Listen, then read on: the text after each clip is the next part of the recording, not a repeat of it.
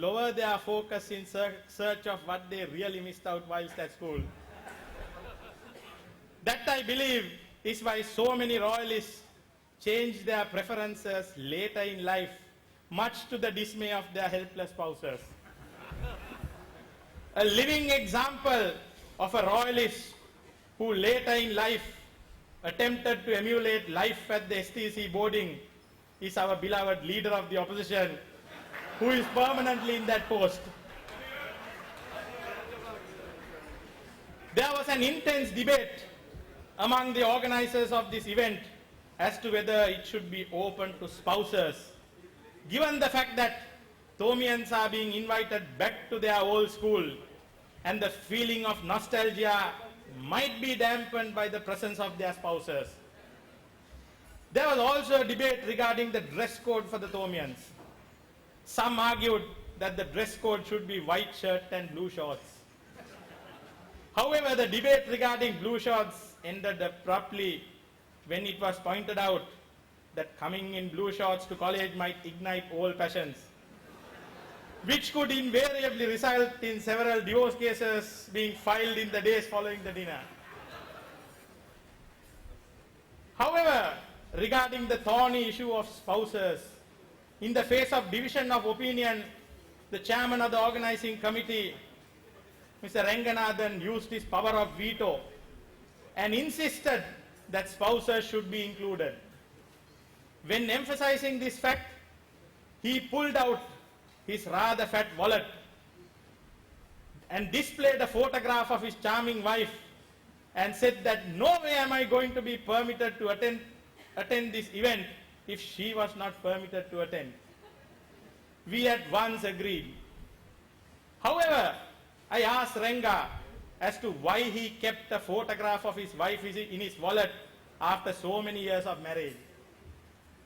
He whispered to me and said, I quote, "In my working life and when dealing with OBA affairs, I face many daunting problems. Having her photograph in my wallet helps me overcome such problems." When I questioned him as to how he achieved that miracle with a photograph of his wife in his wallet, he said, I quote, "Whenever I am faced with a huge problem at work and I am frustrated by it, I slowly pull out my wallet and look at the photograph of my wife and make up my mind thinking that there cannot be possibly a bigger problem than that."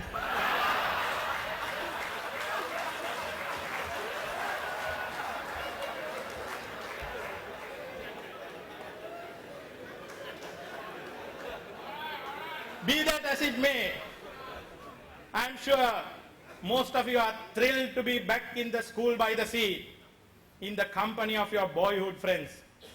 The legendary Reverend Roy H.B. Ying, the 5th chaplain of STC, once upon a time said, "You'll always remember, wherever you may be, the school of your boyhood, the school by the sea. And you'll always remember the friendships fine and free that you made at St. Thomas's, the school by the sea." St. Thomas's is built on rich traditions which you Thomians are tasked to carry forward for generations that follow you. We have inherited from our forefathers rich traditions which are treasures beyond pricing. St. Thomas's has amply justified its existence by its great achievement of producing generation after generation of distinguished Thomians who have contributed immensely towards the advancement of this country. The majestic chapel and the rest of the iconic buildings around the quadrangle, which are of incomparable beauty, are an imposing reminder of the burden cast on us Thomians to safeguard the Thomian traditions for the benefit of future generations of would-be Thomians. You are the guardians and the custodians of the rich Thomian traditions that have been handed down to you by your forefathers. Historically, St. Thomas's has withstood winds of change. Its resilience under trying circumstances is beyond doubt. St. Thomas's commenced during the reign of the British monarchy in the year 1851 in the island of Ceylon. Since then, St. Thomas's has survived 2 world wars, withstood the winds of change that came along with Ceylon gaining independence from the British monarchy. St. Thomas's has sailed through a full cycle in the style of governance of this country, being ruled initially by a monarchy, thereupon under a Westminster system of government, and thereafter under an executive presidential system of government, and now back to a monarchy. We then had a royal family in the United Kingdom, and now we have one of our own here. In the recent past, except in the field of politics, St. Thomas's has produced with unfailing regularity true men and gentlemen in almost every sphere of society. They have always put country before self in discharging their duties and functions. We have produced world-class scholars, academics, scientists, professionals, sportsmen whose talents as well as credentials and integrity have been unmatched in every sense of the word. However, where contribution to the field of politics is concerned, St. Thomas's can do better to make its presence felt. This is a critical time for the school by the sea, a time to strategize to face new and ever-imposing challenges of the future. I believe STC is well poised to face the challenges of the future, having a fantastic team guiding the destinies of STC. We are indeed privileged to have a warden in the caliber of Professor Indra de Zoysa and also a sub-warden in the caliber of Reverend Mark Bilimoria.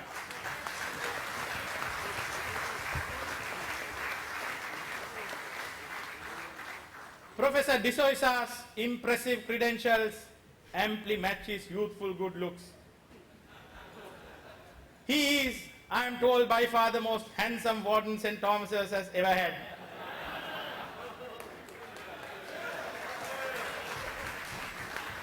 I am told after he assumed office, young mothers are clamoring to admit their sons to St. Thomas's. Among those who clamor are wives of ardent royalists and loyalists of other leading schools. Hence, I proposed at the last EXCO meeting that we should grab this opportunity and double the admission fee from this year. However, I am told that it is by a stroke of luck that St. Thomas has managed to get Professor Indra de Zoysa as warden. He had in fact sent in his application for the post of Principal Ladies College, currently held by another very flamboyant personality, Mrs. Nirmali Vikramasinghe. Professor Indra de Zoysa, I am told, preferred to be in the sweeter company at Ladies College than risking himself at college with his boyhood friends talking in the neighborhood. He, I am told, is particularly weary of that guy calling himself Sam the Man.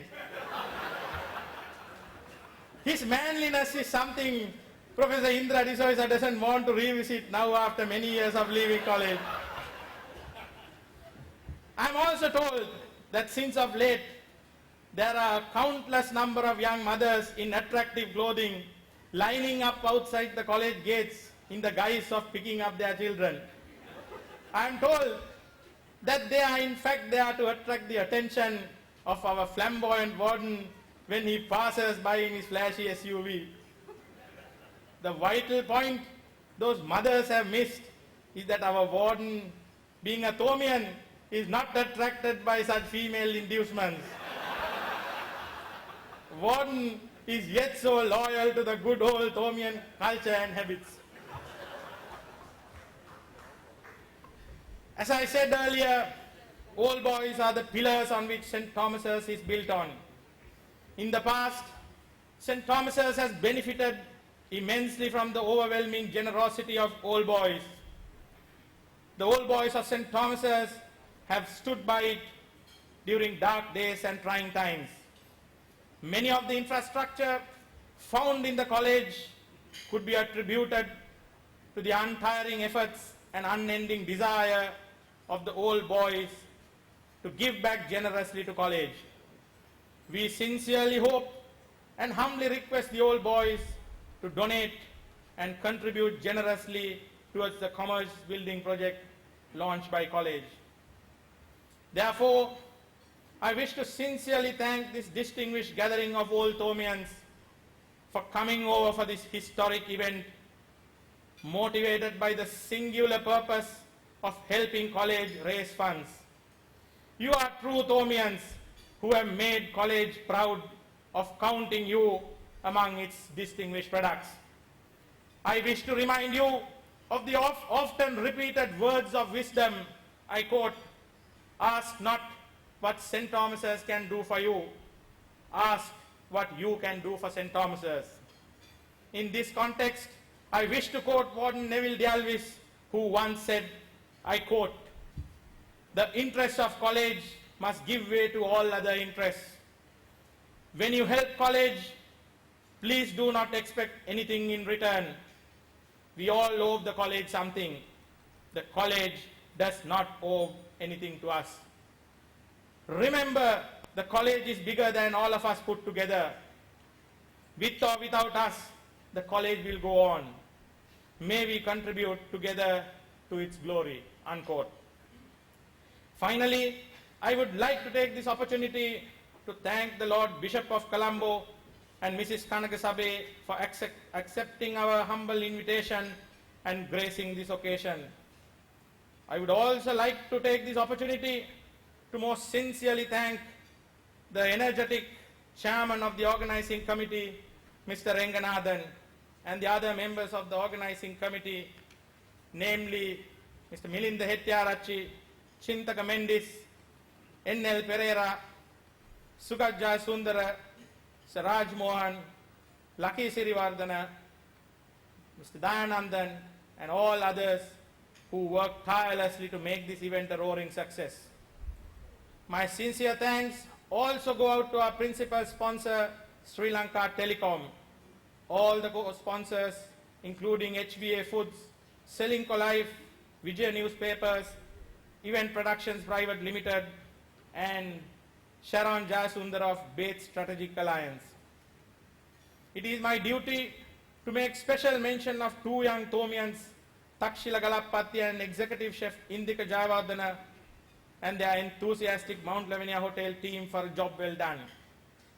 I also wish to thank the exceptional father and son duo, Thomians Roshan and Rayush Vijayaratna of Event Productions fame, for a fantastic job in event managing this truly magnificent gala dinner.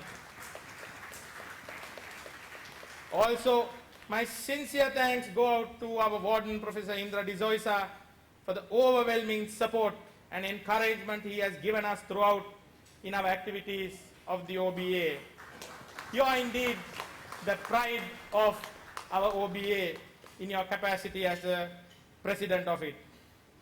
If not for the dedication and commitment of the above-mentioned Thomians, this gala dinner would not have been a reality. Last but not least, I wish to thank our inimitable compeer and master of ceremonies, Arun Dias Bandarnayaka, aka Alia. I shall conclude by appealing to all of you to keep alive the everlasting Thomian spirit, the Thomian grit, and Thomian bondage for the greater glory of St. Thomas's College. As Warden W.A. Stone once said, I quote, "Live for St. Thomas's. Do anything for her whenever you are asked to do it. If necessary, die for her." Unquote. Esto Perpetua.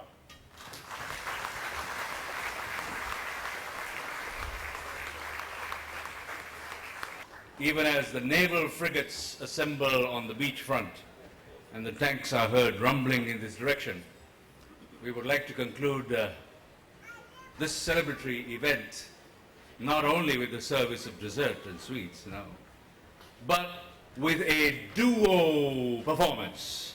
Maximus and Maximum.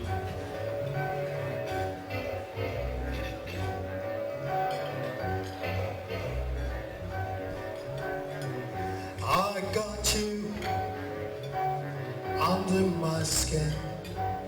I got you deep in the heart of me. Now deep in my heart, you're almost a part